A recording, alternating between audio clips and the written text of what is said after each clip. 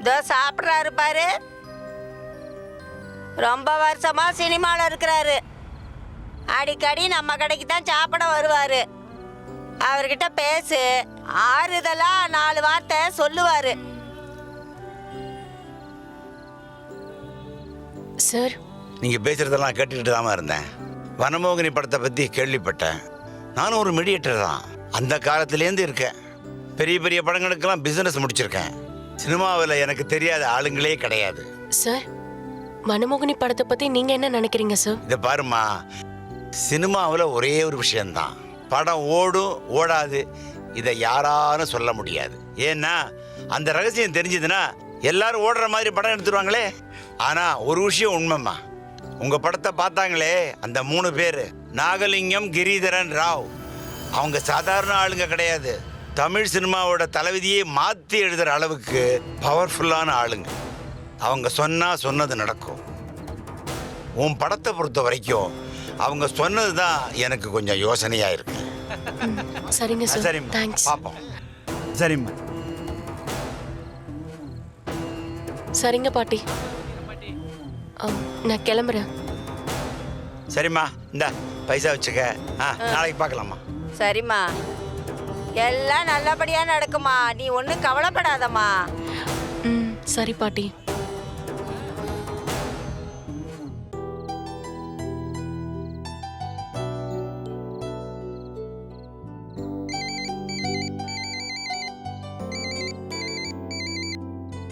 Hello BP, சொல்லு கவிதா, எல்லாரும் எப்படி இருக்கீங்க?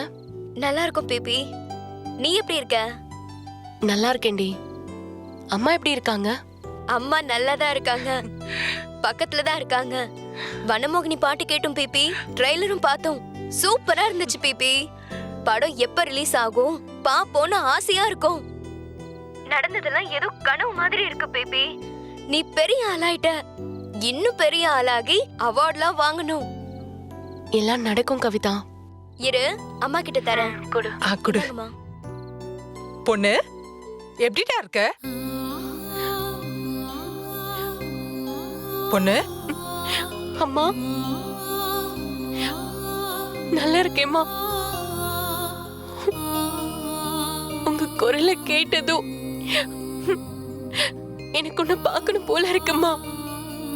இப்ப எதுக்குடா கலங்குற? என்னாச்சு பொண்ணு? வனமோகினி படத்துக்கு பிரச்சனை மேல பிரச்சனைமா. நல்லபடியா ரிலீஸ் ஆகி ஓடணும். ரொம்ப பயமா இருக்குமா. அதெல்லாம் ஒண்ணும் ஆகாது, தைரியமா இரு. அம்மா சொல்றேன்ல, இனிமே உனக்கு எல்லாம் நல்லதா தான் நடக்கும். நிறைய அனுபவிச்சுட்டடா, ஒன்னும் கவலைப்படாத. எல்லா பிரச்சனையும் தீர்ந்து வனமோகினி நல்லபடியா ஓடும். இருடி. ஹலோ பிபி, படம் ரிலீஸ்னு படிச்சேன். எப்ப பிபி? சீக்கிரமே ஆயிடும் நினைக்கிறேன். சரி பிபி.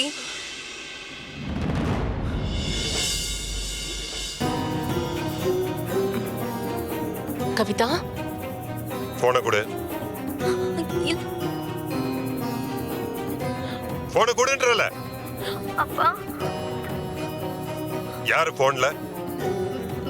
ஃப்ரெண்டுப்பா. உன் ஃப்ரெண்டு பேர் பிபியா இல்ல கயலா? போன கொடு.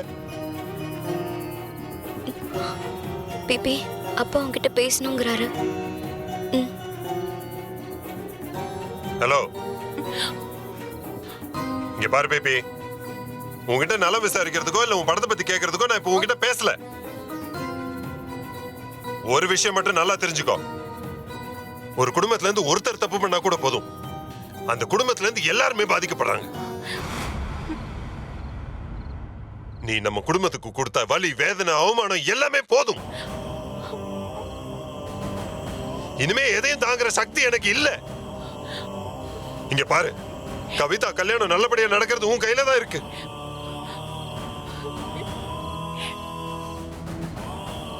அத ஞாபகத்துல வச்சுக்கிட்டு நடந்துக்கோ, புரியுதா?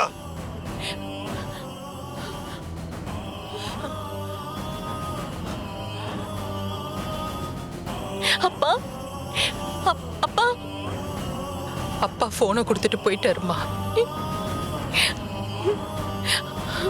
அம்மா அப்பாவ கவிதா கல்யாணத்தை பத்தி எந்த கவலையும் பட வேண்டாம்னு சொல்லுமா. என்னால இனிமே நம்ம குடும்பத்துக்கோ கவிதா கல்யாணத்துக்கோ எந்த பிரச்சனையும் வராதும்மா. நீ எதுவும் தப்பா எடுத்துக்காத பொண்ணு. அவர் ஏதோ நினைப்புல பேசுறாரு, மனசுல வச்சுக்காத. என்ன?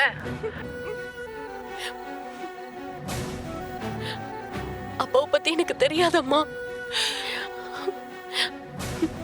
நீங்க உடம்ப பாத்துக்கோங்கம்மா. சரி.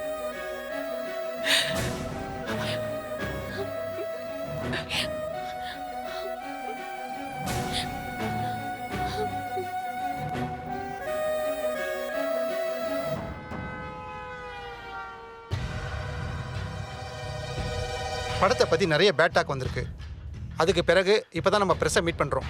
ஷூட்டிங் சம்மந்தப்பட்ட டீட்டெயில்ஸு, அதோட சார் உங்கள் கேரக்டரு, மேடம் கேரக்டரு, அப்புறம் ஷூட்டிங் ஸ்பாட்டில் நடந்த இன்ட்ரெஸ்டான சம்பவங்கள் எல்லாத்தையும் சொல்லுங்கள். அப்புறம் மேடம், முக்கியமான பத்திரிகையிலேருந்து கங்காதரன் ஒரு பெரிய ரிப்போர்ட்டர் வந்திருக்காரு. அவர் ஏடக்கூடமான ஆள், எடக்கு மடக்க கேள்விகளை கேட்டுகிட்டே இருப்பார். நீங்கள் கொஞ்சம் டென்ஷன் ஆகாமல் நிதானமாக பதில் சொல்லுங்கள் மேடம். ஓகே, பார்த்துக்கலாம். வாங்க ஓகே சார். சார்.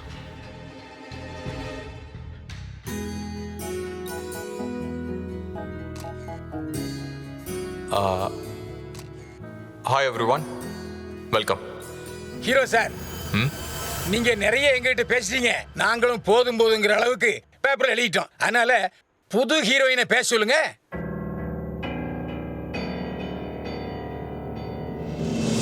மேடம், எல்லாருக்கும் வணக்கம். என் பேர் கயல். வனமோகினின்ற படத்துல அறிமுகமாகிறேன். எனக்கு இந்த வாய்ப்பை கொடுத்த பிருத்வி சார், இந்த படத்தோட டைரக்டர் தினேஷ், எல்லாருக்குமே என் நன்றியை தெரிவிச்சுக்கிறேன். பிரஸ்காரங்க நீங்க தான் இந்த படத்தை பத்தி நல்லபடியா மக்கள்கிட்ட நீங்க தான் கொண்டு போய் சேர்க்கணும். ஏன் மேடம், உங்களை பத்தியும் படத்தை பத்தியும் நிறைய கிசுகிசு வருது, என்ன காரணம்?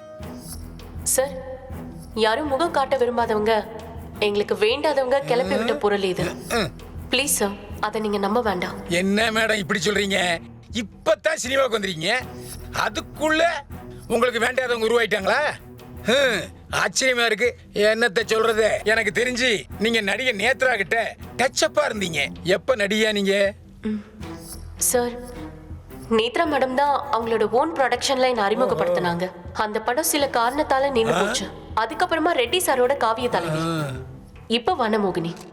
காவிய தலைவி டிராப்னு இண்டஸ்ட்ரியில பேசிக்கிறாங்களே. சார், இது வனமோகினி பிரஸ் மீட். ஸோ இந்த படத்தை பத்தி மட்டுமே பேசுவோமே ப்ளீஸ். சார், கங்காதரன் சார், வனமோகினி பற்றி மட்டும் கேள்வி கேளுங்க சார் ப்ளீஸ். புரியுது புரியுது, அப்படியே கேட்டுருவோம். ஏமா, வனமோகினியில் நடிச்சப்போ உனக்கும் பிருத்திவிக்கும் காதல்னு கேள்விப்பட்டவன் உண்மையா? சார், படத்தை பத்தி மட்டும் கேளுங்கன்னா நீங்க பர்சனலா கேட்டுட்டு இருக்கீங்களே.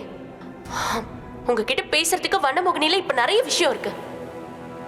அதை விட்டுட்டு எனக்கும் பிருத்விக்கும் லவ் இருக்குன்னு தேவையில்லாத கேள்வியெல்லாம் கேட்டுட்டு இருக்கீங்க. இப்படிதான் மேடம், ஆரம்பத்துல டென்ஷன் ஆகி காதல் இல்ல கத்திரிக்காய் இல்ல மறுப்பீங்க. அப்புறம் படம் முடிஞ்சதும் தாலியும் கழுத்துமா வந்து போட்டோவுக்கு போஸ்ட் கொடுத்து எங்களை ஆசீர்வாதம் பண்ணுங்கன்னு சொல்லுவீங்க. மேடம், நீங்க இப்பதான் இந்த படம் தான் உங்களுக்கு முதல் படம், புதுமுகம். எங்க சப்போர்ட் இல்லாம நீங்க அடுத்த கட்டத்துக்கு போக முடியாது.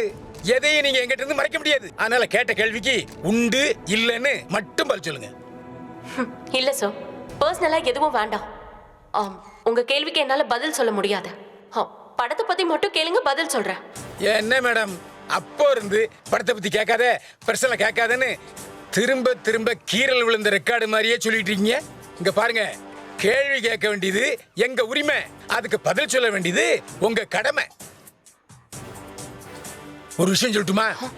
இதே நீங்க அழகா கவர்ச்சியா சிவப்பா இருந்தீங்கன்னா முன்பக்கத்துல கலர் போட்டா பத்திரிகை வித்துரும். நீங்க சுமாரா தான் இருக்கீங்க, புதுமுகம் வேற. அதனால கான்ட்ரவர்சியா செய்தி போட்டா தான் பேப்பரை வாங்குவான், உங்களுக்கும் பப்ளிசிட்டி கிடைக்கும். புரிஞ்சுக்குங்க சார். பிரஸ் மேல எனக்கு ரொம்ப பெரிய ரெஸ்பெக்ட் இருக்கு. ஆனா நீங்க வந்ததுல இருந்தே தப்பு தப்பா கேட்டுட்டு இருக்கீங்க. எனக்கு எப்படி கேள்வி கேட்குங்கிறத பத்தி